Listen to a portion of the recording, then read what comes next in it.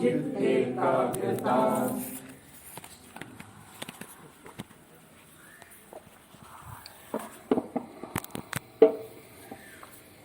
साधन संपत्ति पाथेय की तरह है। पाथेय माने रास्ता का खर्च जो जब हम किसी यात्रा पर चलते हैं तो फिर यात्रा सुगम हो, निर्विघ्न समापित हो, इसलिए हम साथ में कुछ जरूरत की सामान धन साथ रखते हैं। ठीक है, तो ये जो आध्यात्मिक यात्रा है ये तो बाहर की यात्रा नहीं है, ये अंदर की यात्रा है। तो ये आध्यात्मिक यात्रा में पाथेय क्या हमारे साथ रहना चाहिए, तो ये है ये साधना संपत्ति। तो ये जो सारे संपत्ति के यदि हम अधिकारी होंगे तो फिर हम जो जिस यात्रा पर निकले हैं वो निर्विघ्न हम उसमें प्राप्त कर सकते हैं, अपने लक्ष्य तक पहुंच सकते हैं। तो ये जो संपत्ति है, यहाँ हम चर्चा कर रहे हैं अधिकारी प्रकरण में कि कौन वो है जो वेदांत का अध्ययन के लिए अधिकारी है। मतलब इसका अर्थ ये है कि किन किन गुणों को होना आवश्यक है वेदांत को अध्ययन करने के लिए। अध्ययन करने से ये अभिप्राय है कि वेदांत की ज्ञान को धारण करने के लिए। तो ये जो हम अधिकारी प्रकरण है इसकी चर्चा ये जानने के लिए नहीं कि हम में क्या नहीं है, ये जा करने के लिए कि कैसे इसको हम अपने में बढ़ाए, इस उद्देश्य से हम अधिकारी प्रकरण का यहाँ पे विस्तार पूर्वक चर्चा कर रहे हैं। तो यहाँ पे पहले हमने चर्चा की वैराग्य, पहले विवेक, फिर वैराग्य, फिर अभी साधना, षट संपत्ति। षट संपत्ति क्या क्या है, सम, दम, उपरम, तितिक्षा, श्रद्धा, समाधानम, ये 6 संपत्ति है। ये संपत्ति इसीलिए है क्योंकि हम इसको अर्जित कर सकते हैं और यदि हम इसको लापरवाह हो जाए तो ये घट भी सकती है। तो इन संपत्ति को जो अधिकारी होता है, ये जिसके पास ये संपत्तियां होती है और निर्विघ्न अपने जो मोक्ष रूपी लक्ष्य पे पहुंच सकता है। तो हमने अभी तक सम, दम, उपरम और तितिक्षा पर भी चर्चा कर लिया है। तितिक्षा माने सुख दुख। तितिक्षा पढ़िए क्या लिखा है, शीतोष्ण सुख दुखादि सहिष्णुत्व। जो तितिक्षा है, अपने चुने हुए लक्ष्य के प्रति प्रेम, ये तितिक्षा का मूल आधार है। किसके ऊपर तितिक्षा बेस है, क्या है कि हमारा जो लक्ष्य है, जहां हमको पहुंचना है, उसके प्रति हमारा प्रेम। देखो, हमारा लक्ष्य जो हमने चुना है वहां पहुंचने की जितनी हमको तीव्रता होगी, चाहत होगी, उतना ही हमारा तितिक्षा बलवान होगा। क्योंकि फिर हम क्या करेंगे, रास्ते में, उस मार्ग में, बस उसमें जो रुकावटें आ रही है, जो प्रतिबंधक है, उसको फिर हम सहन करने की, तितिक्षा माने सहन करने की सामर्थ्य। तो सहन करना, क्या सहन करना, ये भी तो देखना है ना। ऐसा नहीं कि कष्ट को सहन करना है और शरीर में सहन शक्ति वृद्धि करनी है, पर क्यों वृद्धि करनी है। शरीर में मतलब शरीर में सहन शक्ति हो, बहुत होगी, पर उसका क्या फल यदि हम अपने आध्यात्मिक यात्रा में, मार्ग में कुछ आगे नहीं बढ़े तो शरीर चाहे कितना भी हृष्ट पुष्ट हो, कितना भी सामर्थ्यवान हो, वो तो एक दिन नष्ट ही होगा ना। तो शरीर क्या कार्य के लिए है, शरीर का उपयोगिता, शरीर एक साधन है, वाहन है। यदि वो वाहन, हम कोई भी वाहन बहुत सुंदर है, अच्छा है, पर वो हमको कहीं पहुंचा नहीं रहा है, कहीं हम उसका जा नहीं रहे, तो उस साधन का कोई अभिप्राय नहीं, फायदा ही नहीं, कोई अर्थ बना नहीं। तो इसी तरह से यदि हम अपने शरीर को सिर्फ रुष्ट पुष्ट बनाए रखे, शरीर को स्वस्थ रखने में ही समय व्यतीत किए, स्वस्थ क्यों रख रहे हैं, पहुंचना कहाँ है? यदि हम अपने शरीर को साधन बना के हमारे अंतःकरण की जो स्थिति, आज जो मलिनता है उसको साफ नहीं किया और कुछ आगे नहीं बढ़े, जिस स्थिति में पैदा हुए थे उससे कुछ बेहतर नहीं बने, हाँ, और ये शरीर छूट गया, तो फिर तो ये यात्रा किसी काम की नहीं रही। और ये शरीर कितना भी सुंदर हो, कितना भी स्वस्थ हो, कोई लाभ नहीं। तो फिर हमको ये सोचना पड़ेगा कि क्यों तितिक्षा करें। तितिक्षा विचार पूर्वक होना चाहिए। ऐसा नहीं कि सहने भर से हम मुक्ति हो जाएगा। क्या सहना है, कितना सहना है और कहाँ पे उसका समाधान करना है। सहते रहना ही कोई तितिक्षा नहीं होती है।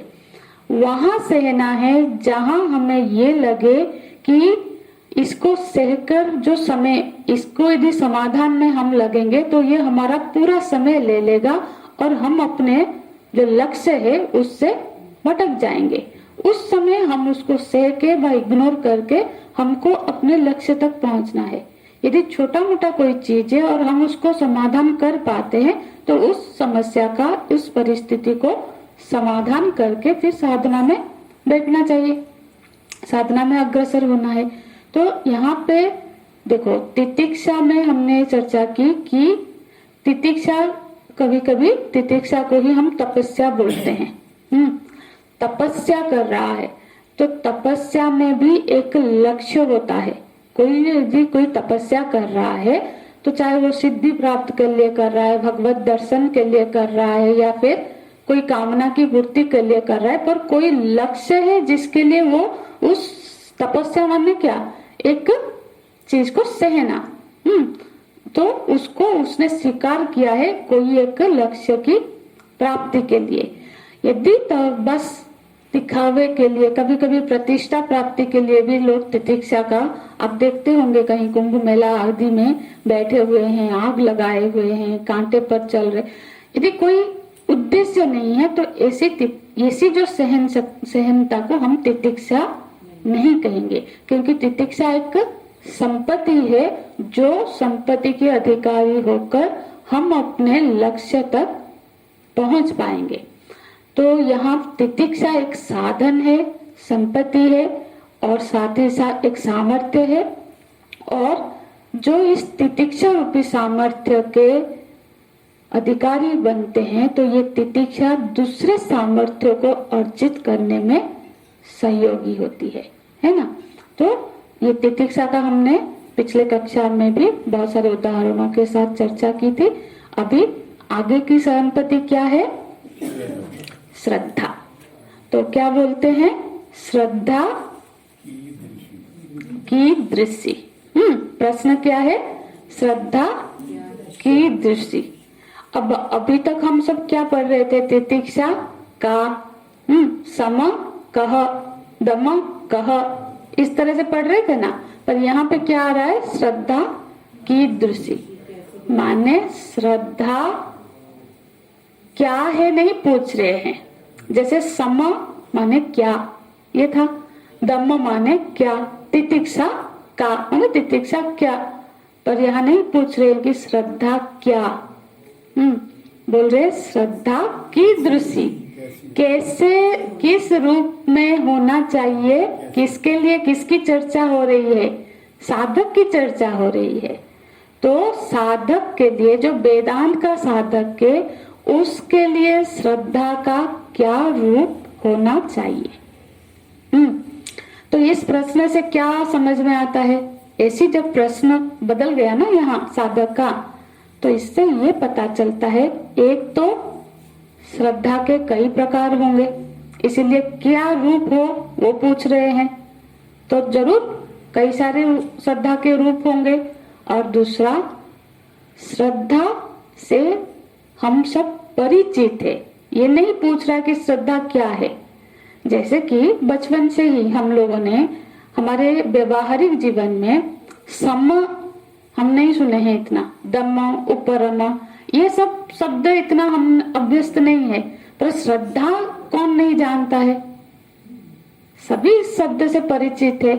इस देखो क है माने जो कोई चीज हम जानते नहीं है तो पूछेंगे ये क्या है, पर जब वो पूछ रहे इसका क्या रूप है, इसका मतलब वो जानते हैं कि श्रद्धा कोई नई टॉपिक नहीं है, श्रद्धा कोई नई शब्द नहीं है लोगों के लिए। श्रद्धा के बारे में सब थोड़ा बहुत जरूर जानते हैं, पर उसका कैसा रूप होना चाहिए एक वेदांत के साधक के लिए, तो ये चर्चा का विषय है। हाँ, तो श्रद्धा आप सब श्रद्धा तो जानते हैं, तो श्रद्धा माने क्या, जो भी समझे अभी, श्रद्धा माने क्या, विश्वास, आस्था का भाव। और हम जब बोलते हैं श्रद्धा माने क्या, हम क्या समझ के बोलते हैं। हाँ, इस शब्द का बहुल प्रयोग करते हैं हम, है ना। तो श्रद्धा माने हमने कहा विश्वास, हमने कहा आस्था, पर ये मुझे तो लगता है कि ये पर्यायवाची शब्द है। माँ, मम्मी, अम्मा, कोई अर्थ तो अलग नहीं हुआ, उसी का ही अलग अलग तो नाम है।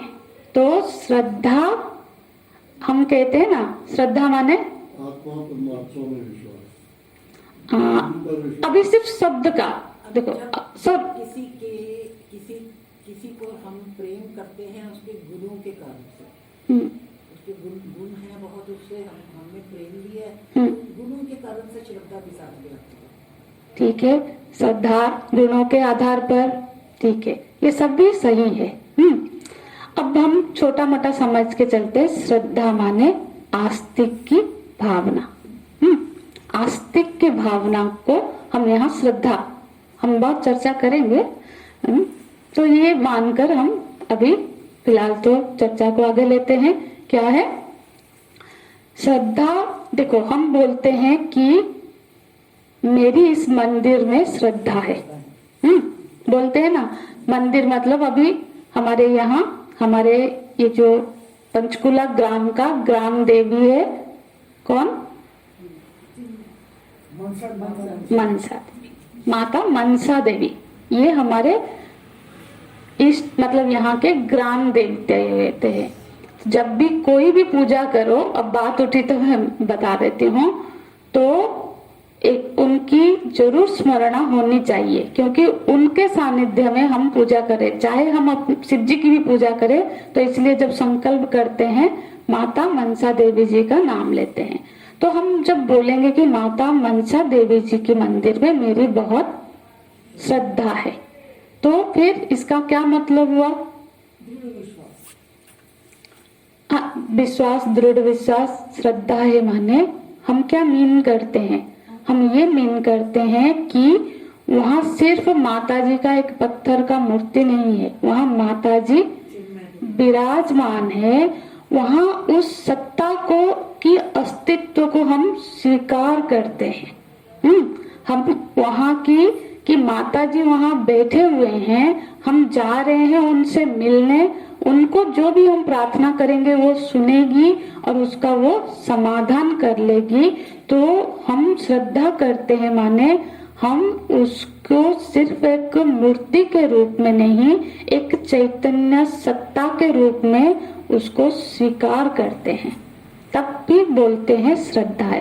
अरे इसकी तो कोई श्रद्धा ही नहीं है, माने श्रद्धा नहीं है माने उसमें उसकी पत्थर की भावना है, उसमें चैतन्यता की भावना नहीं आई है ना। इसी तरह से जब हम कहेंगे कि हमारी किसी संत में श्रद्धा है, मतलब अब संत तो शरीर से तो एक व्यक्ति विशेष होगा, है ना। उनमें श्रद्धा है माने उनके वचनों में हमको प्रामाणिकता, प्रमाण बुद्धि है ना, कि वो जो बोल रहे हैं वो शास्त्र सम्मत बोल रहे हैं, वो जो बोल रहे हैं वो मंगलप्रद बोल रहे हैं। ये विश्वास है, तभी हम बोलेंगे कि उनमें हमारी श्रद्धा है। हाँ, तो बोलते हैं ना गुरु को तो मानते हैं, गुरु की नहीं मानते हैं। तो ये क्यों बोलते हैं? अब गुरु है तो गुरु की मानना, गुरु को मानना है ना। सिर्फ उनके हम लोग उनकी आरती करे, पूजा करे, पर उन्होंने जो करने के लिए कहा है वो ना करे तो फिर ये तो नहीं होगी। तो फिर हम यदि किसी संत में बोलते हैं कि हमारी श्रद्धा है वहां, इसका मतलब है जो उपदेश वो कर रहे हैं उसके ऊपर हमारी प्रमाण बुद्धि है, और एक शब्द दू, महत्व बुद्धि है। हाँ, यदि कहीं पे हमारी महत्व बुद्धि बनती है, महत्व बुद्धि मतलब देखो हमारी जो मनुष्य बुद्धि होती है ना, वो इतनी जल्दी किसी को महान नहीं मान लेती। ये बड़ी डिफिकल्ट सा चीज है हम लोगों के लिए भी, इतनी जल्दी। पर एक बार माना, देखो पहले महत्व बुद्धि होगी, महान की बुद्धि कई लोगों में भी हो सकती है, जैसे कि सम्मान करना। जहाँ श्रद्धा है हम वहाँ सम्मान करते हैं, पर जहाँ सम्मान करते हैं वहाँ श्रद्धा हो, ये शब्द नहीं बनेगा। तो सम्मान हम बहुतों का कर सकते हैं, है ना। जैसे कि अब बहुत सारे धर्म है, हाँ, हम सारे धर्मों का सम्मान करते हैं और करना भी चाहिए। तो सारे धर्म का सम्मान करते हैं, पर सारे धर्म में हमारी श्रद्धा के आस्तिक की बुद्धि है क्या? नहीं है। तो वहां पे फिर देखते हैं कि हमारी कहाँ पे श्रद्धा है। सम्मान करना और श्रद्धा करना भिन्न भिन्न बातें है। सम्मान करना मतलब आपकी भी महानता को हम स्वीकार करते हैं, पर हम उसको फॉलो नहीं करते हैं। फेथ और विश्वास एक ही, फेथ विश्वास का ही शब्द है। देखो यहाँ पे जब प्रश्न आया तो मैं थोड़ा सा बोलती हूँ, हालांकि ये हटके थोड़ा है कि यहाँ पे जो जिस कंटेंट्स में रह के हम चर्चा कर रहे हैं, यहाँ पे जो भगवान शंकराचार्य जी जिन्होंने ये ग्रंथ के रचयिता है, उन्होंने श्रद्धा की जो हम इसमें नीचे के वाक्य में अभी तक इसलिए नहीं आ रहे हो ताकि पहले थोड़ा श्रद्धा क्लियर हो, फिर गुरु वेदांत वाक्य से विश्वास श्रद्धा, उन्होंने विश्वास और श्रद्धा को की एकत्व प्रतिपादन किए यहाँ पे। मतलब ये दोनों शब्द एक ही शब्द है ऐसा बोल रहे हैं। हाँ, इस कंटेंट यदि आप अब हम लोग तो पाठ करते ही हैं रामचरितमानस में, क्या गोस्वामी जी क्या बोलते हैं?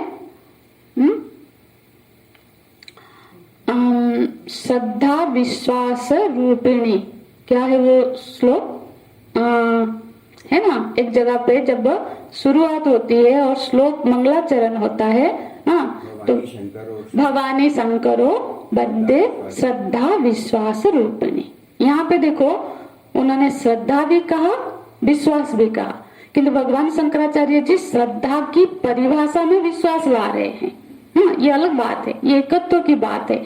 वहां पे श्रद्धा भी है और विश्वास भी है। तो जब इस तरह से कि जब कोई महापुरुष इस तरह से, देखो श्रद्धा और विश्वास यदि अर्थ की दृष्टि से दो अलग शब्द नहीं है, एक ही अर्थ के दो पर्यायवाची शब्द है। पर जब कोई महापुरुष इस तरह से वाक्य में उसको दोनों को प्रयोग करता है, तब उसका हम थोड़ा सा डिफरेंट सेट करते हैं, क्योंकि नहीं तो फिर वहां पे एक दोष लगेगा। क्या दोष है? पुनरावृत्ति दोष। हाँ, एक ही बात को दो बार बोलने से पुनरावृत्ति दोष लग जाएगा, क्योंकि वेदांत में आप निरर्थक कोई शब्द तो दूर, एक कमा पुलुष्टक भी नहीं आएगा। जहां जरूरत ना हो, कान्हा जी का अपने, हम गीता जी की श्रवण कर रहे हैं, हम देखते हैं कहीं पे भगवान ने कोई ऐसी शब्द भी नहीं बता दिया जो कि निरर्थक हो, तो ये दोष ना आए, इसलिए ऐसी जगहों पे श्रद्धा और विश्वास को अलग अलग भी हम उस कंटेंट में, मुझे बस याद आ रहा है बता रही हूँ, क्या है? श्रद्धा माने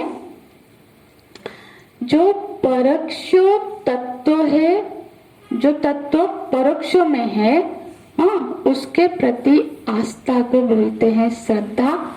और वही परोक्ष तत्व उस स्थिति में आप सोचिएगा, अभी के इसमें नहीं सोचिए, क्योंकि यहाँ पे दोनों एक ही शब्द है। और जब वो तत्व हमारे सामने उपस्थित हो जाता है, प्रत्यक्ष हो जाता है, फिर वो विश्वास। पर यहाँ पे भगवान भाष्यकार जी, भगवान शंकराचार्य जी श्रद्धा और विश्वास की एक ही परिभाषा, एक ही कॉन्टेक्स्ट में करते हैं। तो यहाँ पे विश्वास और श्रद्धा में हम भेद नहीं करेंगे। तो हम क्या चर्चा कर रहे थे कि ये जो हमने किसी, अब क्या है ना, कोई महत्व बुद्धि है, महान की बुद्धि है, तो महत्व बुद्धि होगी तभी जाके उनके प्रति फिर हमारी सम्मान का भाव होगा, सम्मान पैदा होगा, तो फिर जाके सत्य बुद्धि होगी। तो श्रद्धा माने सत्य बुद्धि। देखो, महत्व बुद्धि बहुतों के साथ भी हो सकती है, पर सत्य बुद्धि कहाँ है कि यही सही है।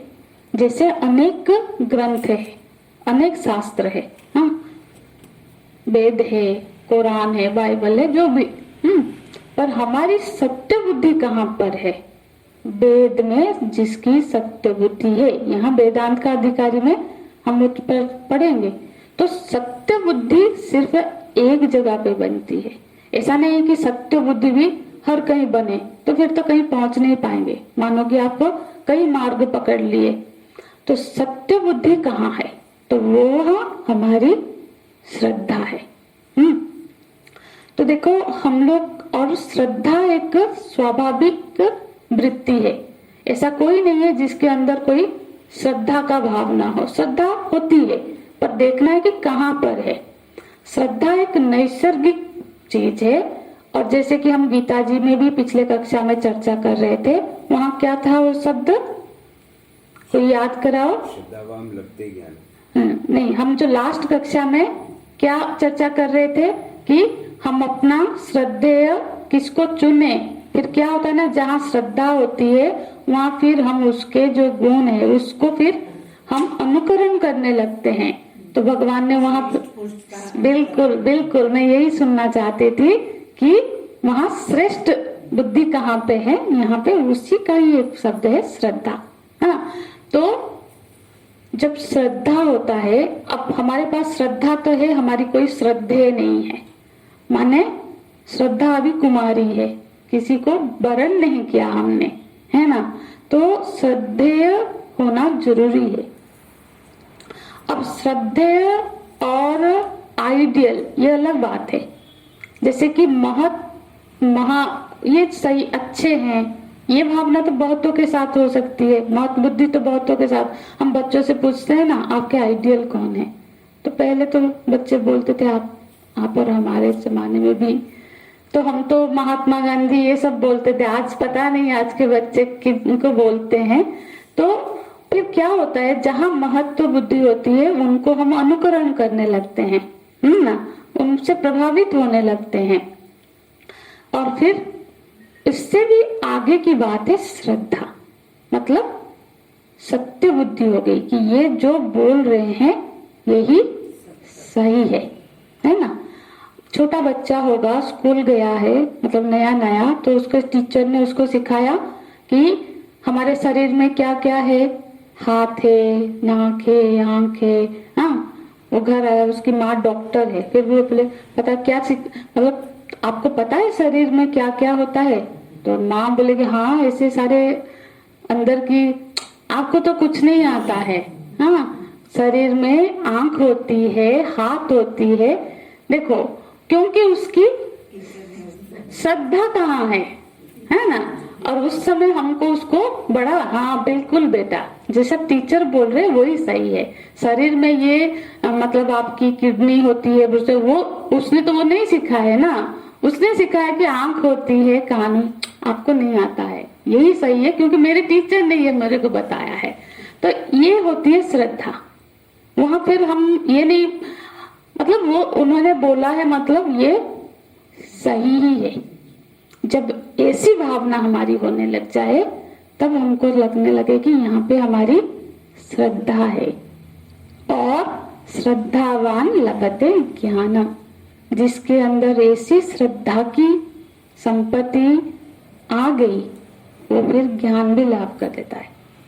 इम्पोर्टेंट नहीं, देखो सभी हम लोग क्या बोलते हैं ना, बचपन से हम गुरु तो संधान कर रहे हैं, पर क्या है ना, हम सबको बस वशिष्ठ ऋषि जैसा गुरु ही चाहिए। चाहे शिष्य राम जी जैसा हो या ना हो, हमको वशिष्ठ से तो कम, विश्वामित्र वशिष्ठ से कम का कोई गुरु नहीं चलेगा।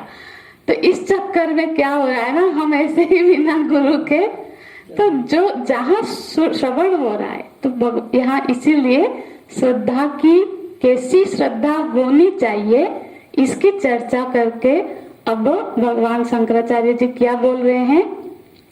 कोई पढ़े, सब पढ़े, क्या श्रद्धा कैसी होनी चाहिए?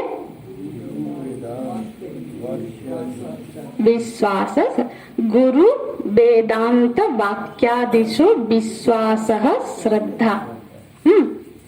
तो यहाँ आया विश्वास। देखो इस कंटेक्स्ट में या श्रद्धा शब्द भी देखो, श्रद्धा हम कहाँ कर, विश्वास कहाँ होता है बताओ? विश्वास वहां होता है जहां, मैंने एक डेफिनेशन अभी बताया था, श्रद्धा माने आस्तिक की बुद्धि तो है, श्रद्धा माने जो परोक्ष तत्व में आस्था। एक तत्व हमारे प्रत्यक्ष नहीं है, प्रत्यक्ष परोक्ष समझते हैं ना, प्रत्यक्ष माने जो सामने है, परोक्ष माने जो है कहीं और है, मतलब परोक्ष हम नहीं देख पा रहे। तो परोक्ष चीज में भी आस्था मतलब है, बना की जो बुद्धि है वो श्रद्धा है। तो विश्वास की जरूरत कहाँ पड़ती है? जब हम बोलते हैं विश्वास कर लो, माने वो सामने है ही है, सामने होता और हम जान लिया तो फिर वो क्या हो जाएगा? वो ज्ञान हो जाएगा, है ना। तो विश्वास की जरूरत ही वहां पड़ती है जहां वो चीज अभी हमारे अनुभव में भी नहीं है, हमारे सामने भी नहीं है, तो वही तो विश्वास की बात आएगी ना। अब सामने है, हमको ज्ञान ही है, जैसे कि अग्नि है, अग्नि उत्तप्त है, मैं बोलूं तो ये विश्वास है या ज्ञान है? ज्ञान है, क्योंकि हमको पता है कि अग्नि गर्म है, उत्तप्त है। पर यदि मैं बोलूं अग्नि देवता है तो यहाँ पे विश्वास की बात आएगी, है ना, कि अग्नि देवता है। हाँ, उनमें जो आहुतियां हम डालते हैं उसको वो उन देवताओं तक पहुंचाते हैं, देवता के वो मुख माने जाते हैं। जो आहुति मैंने दिया, अब ओम इंद्राय स्वाहा इदं न मम हम बोलते हैं, मतलब इदं न मम माने क्या? हम सब बोलते हैं, सबको पता है, यहाँ तो हमेशा बोलते रहते जोर से कि इदं न मम माने हम जब बोलते हैं ना, ओम भूर्भुवस्सुवः तत्सवितुर्वरेण्यं भर्गो देवस्य धीमहि धियो यो न प्रचोदयात् स्वाहा इदं न मम।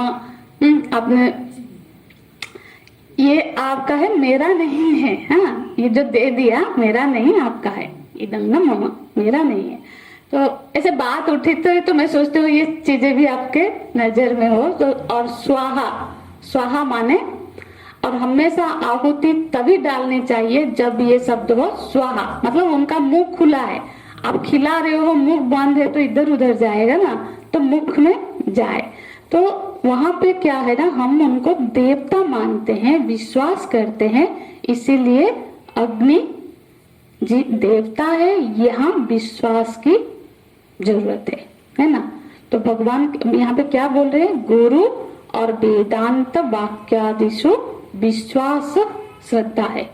जो अब कोई यदि बोलेगा कि जिसको हम प्रत्यक्ष नहीं जानते हो उस पे विश्वास करना तो अंधविश्वास है। कोई हमारे बड़े बड़े महान लोग होते हैं जो इस तरह से प्रश्न करते हैं, अरे तो फिर तो ये वेदांत में ये तो हमको प्रत्यक्ष अनुभव नहीं हो रहा है, ब्रह्म है वो है, तो ये तो अंधविश्वास है। तो अब आप हम ये सोचे, जो भौतिक दुनिया जीवन में हम अभी कितने ऐसे चीज है जिसको हम सिर्फ विश्वास ही करते हैं, जिसको हम प्रत्यक्ष नहीं देखते। हम अभी अभी श्वास प्रश्वास चल रहा है, हम सबको पूछू तो हम क्या लेते हैं? ऑक्सीजन लेते हैं, है ना। ये ऑक्सीजन लेते हैं, ये क्या हमने देखा है, चेक किया है? ये हमने पढ़ा है, सुना है, विश्वास है। धरती घूम रही है, हमको पता चलती है, पर हम सभी जानते धरती घूम रही है, बहुत तेजी से घूम रही है, पर ये हमारा अनुभव नहीं है, ये हमारा ज्ञान है, विश्वास है, जो पढ़ाई हमने की है उसके आधार पर। जबकि हमारा अनुभव इससे उल्टा है। हम देखते हैं सूर्य इधर से उधर होते हैं, पर हम सूर्य स्थिर है। तो यहाँ जब अब बिना विश्वास के दुनिया में ऐसे आप सोच लो, मतलब हमारी जो व्यवहारिक जीवन में, भौतिक जीवन में भी हम ज्यादातर चीजें विश्वास के आधार पर करते हैं, तो फिर अंधविश्वास नहीं। जैसे कि इन सब चीजों को भी प्रयोगशाला में परीक्षा की जाती है, ऐसे वेदांत में भी पहले विश्वास, फिर उसका प्रयोगशाला है। आप प्रयोग करो, निधिध्यासन करो, श्रवण करो, मनन करो। जैसे सबने उस ब्रह्म तत्व को पाया है, हम भी पाएंगे। तो पहला जो सीढ़ी होता है वो विश्वास का होता है। तो यहाँ दो चीजें बताते हैं, एक तो वेदांत वाक्यादिषु विश्वास, जो वेदांत मतलब वेदांत में जो सारे तक बताया गया है, वेदांत में प्रकृति कैसी है, ईश्वर कैसे है, और हमारा स्वरूप क्या है, जो बता रहे हैं, उस पे पहले विश्वास। सबको याद होगा जब हमने ये ग्रंथ शुरू किया, शुरू में नहीं, यही विवेक, यहाँ पे नित्य वस्तु विवेक, नित्य वस्तु एकम ब्रह्म चर्चा की कि नित्य वस्तु तो केवल एक ब्रह्म ही है। तो ये क्या अनुभव का विषय है? नहीं। तो इस पर हमको विश्वास किया, इसको हमने एक्सेप्ट किया कि ये ऐसा ही है। फिर हम अपनी साधना में जब चलने लगेंगे तो फिर ये चीज, फिर हमारे अंत में हमको ये चीज क्या होगा, अनुभव में भी आ जाएगा।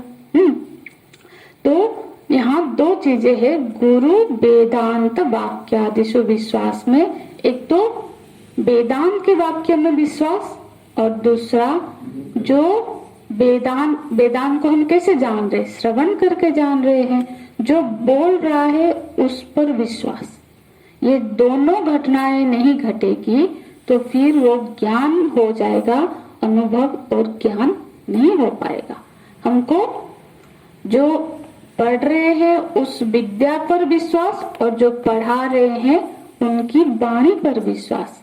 जब ये दोनों घटनाएं घटेगी, तो श्रद्धा तभी कही जाएगी कि आप, जब हम कहीं पे श्रवण करने जा रहे हैं और हम अपना समय दे रहे हैं, श्रवण साधना कर रहे हैं, और हम यदि विश्वास ना करें, मतलब उनके प्रति श्रद्धा ना करे, उस वाक्य के प्रति श्रद्धा ना करे, तो फिर तो उसको संशय रहित ज्ञान नहीं होगा, उसको हम अपने जीवन में नहीं उतार पाएंगे, है ना। क्योंकि किसी चीज पर संशय आ गया, संदेह आ गया, तो फिर हम उसका सेवन नहीं करते हैं। जैसे पिछले कक्षा में भी हम चर्चा कर रहे थे, सामने कोई पानी ले आया, कोई खाना ले आया, पर हमारे मन में संदेह जाग गया कि पता नहीं इसमें क्या है, तो फिर हम उसका ग्रहण नहीं कर पाएंगे। इसीलिए पहला चीज है साधना में ये श्रद्धा।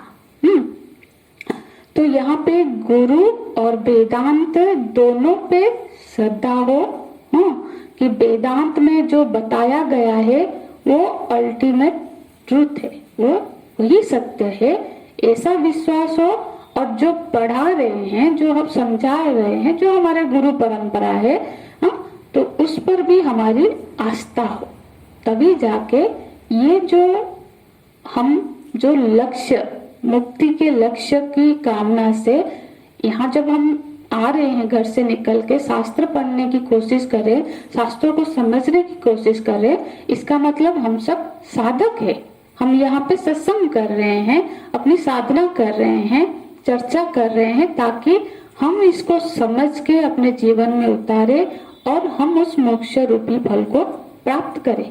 यही तो हमारी उद्देश्य है ना, ऐसे ही तो हम नहीं आते हैं। तो उसको प्राप्त करने के लिए श्रद्धा रूपी हमारे पास संपत्ति का होना अनिवार्य है। और यहाँ पे जब हम वेदांत में हमारी सत्य बुद्धि हो कि जो वेदांत में जो बात बताई गई है वही मार्ग है जो हमको ब्रह्म तत्व तक पहुंचा सकता है, तभी जाके हम इसके, यहाँ किसकी चर्चा हो रही है? उस साधक की जो इस ग्रंथ की, इस वेदांत की अधिकारी है। तो वो वेदांत की अधिकारी बनने के लिए वेदांत वाक्य में श्रद्धा होना, गुरु में श्रद्धा होना अनिवार्य है। तो और थोड़ा इस पर भी पिछले का क्या करेंगे, आगे का संपत्ति क्या है? समाधानम। समाधानम है चित्त एकाग्रता। चित्त की एकाग्रता ही समाधान है। ये एक बहुत बड़ी सामर्थ्य है। जब चित्त हमारा, सबसे बड़ा प्रॉब्लम ही क्या है? चित्त एकाग्र नहीं है, है ना। यहाँ बैठे रहते हैं, हम जान के नहीं करते हैं, पर हमारा मन, हम कुछ देर के बाद जब होश में आते हैं तो वो कहीं और होता है। हाँ, घर में होता है या फिर कहीं पे कोई काम अटका हो तो वहां होता है।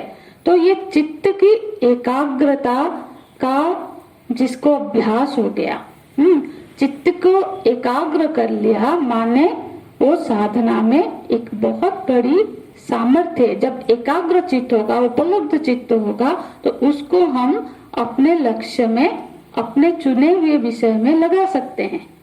हाँ, हम ढूंढते रहते हैं, करना तो चाहते हैं हम मेडिटेशन या पढ़ाई या फिर वो जब चित्त ही साथ नहीं देता है, हाँ बाद में पढ़ लेंगे, अभी तो सुन के आए हैं, फिर अब ये जो मोबाइल है हमको बड़ा परेशान कर रहा है। जैसे कुछ और हमारा प्लानिंग के हिसाब से नहीं करते। अब मैंने भी ऐसा शुरू किया है कि बिल्कुल साइलेंट करके अपने से कहीं दूर रख लेती हूँ मोबाइल।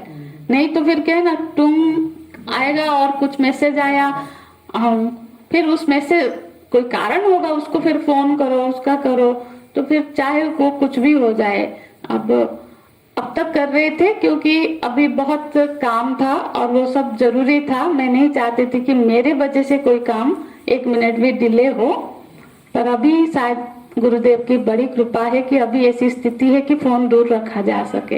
हाँ, अब काम चल रहा है ना सेठी जी? तो मैं तो रात को भी उसको ऑफ और दिन को जब सोता हूँ तब भी ऑफ करना चाहिए हमेशा फोन। तो वो एकाग्रता में जो सबसे बड़ा बाधक है। जबकि एक नुकसान उसका है, हाँ, तो बहुत लोग मेरे को कंप्लेंट करते हैं कि आपको फोन किया था आप उठाते नहीं। हाँ, मेरा भी है यही कंप्लेन कि हम जब जरूरत के समय करते हैं आप उठाते नहीं है। उसका बात करेंगे एक समय रख लेते हैं। हाँ, तो ये समाधान का हम आगे चर्चा करें, क्योंकि लंबा से करते हैं, जल्दी में मेरे को अच्छा नहीं लगता है, क्योंकि हमारे गुरुजी कोई चीज जल्दी में पढ़ाते नहीं थे। तो मुझे भी विस्तार पूर्वक चर्चा करना, क्योंकि कोई जल्दबाजी नहीं है, अच्छे से समझते हैं। अब चाहो तो तत्वबोध का 5 दिन में भी हम कर सकते हैं। 5 क्लास किया और मैं भी कर सकती हूँ कि पढ़ाया और डेफिनेशन बताया, थोड़ा बहुत चर्चा की, और कभी ऐसा भी करेंगे जब एक बार पूरा समझ ले तो कभी 5 दिन में उसको रिवाइज कर सकते हैं बैठ के। तो उससे क्या होगा ना, तो हमको फिर से वो रिमाइंड होता रहेगा, याद रहता रहेगा। ठीक है, किसी का कोई प्रश्न? ये आपने जो थोड़ा सा बताया इस ग्रंथ में, तो उन्होंने श्रद्धा और विश्वास को एक ही कहा, तुलसीदास जी का हिसाब नहीं, सुनिए, वो व्याख्या है। हाँ। तो जो मैं समझा हूँ, जो आपके कहने पे जो परोक्ष है, जिसको नहीं देखते, उसमें जब आपका वो तत्व के एंगल से तो श्रद्धा होगी। लेकिन जब सगुण रूप में आपका इष्ट देव जो सामने है, तो उसमें जब आप उस मूर्ति में आपका विश्वास वो है, वो विश्वास है। Only difference as I think. हाँ, एक्चुअली श्रद्धा और विश्वास में देखो शब्दों के खेल ऐसा होता है, हम शब्दों को कैसे रचना, जो आप साहित्य में भी देखते हैं, वही शब्दों को कई बार एक एक शब्द के कई अर्थ भी होते हैं, है ना। इसलिए आप जानते हैं जब नारद जी ने भगवान से कहा कि मेरे को हरि जैसा रूप दे दो, क्योंकि हरि बानर को भी बोलते हैं, भगवान ने वो कर लिया। तो इसी तरह से हम उस शब्द को कहाँ पे किस तरह से प्रयोग किया है। देखो ये काव्यात्मक रचना है जो हमारा रामचरितमानस है ना। काव्य में क्योंकि वहां पे श्रद्धा और विश्वास दोनों शब्दों को इकट्ठे गोस्वामी जी ने प्रयोग किया है, तो वहां पे फिर हमको चर्चा करनी है। उस कंटेक्स्ट में यदि आप समझना चाहो तो मैं ये बताऊंगी कि देखो माता भवानी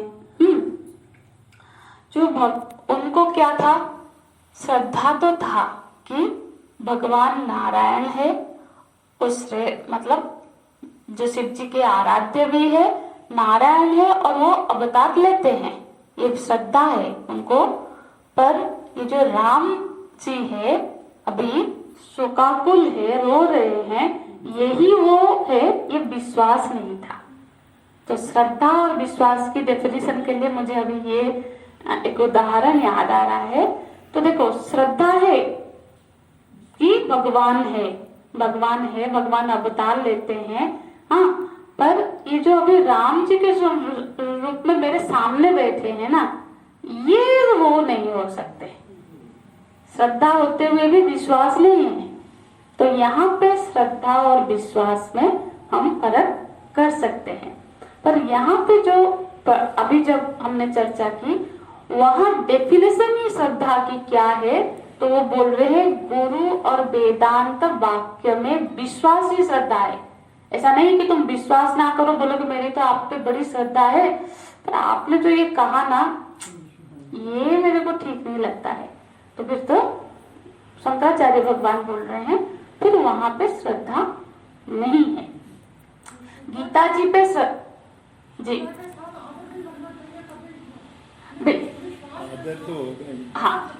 हाँ, श्रद्धा बिना विश्वास के श्रद्धा नहीं हो सकती।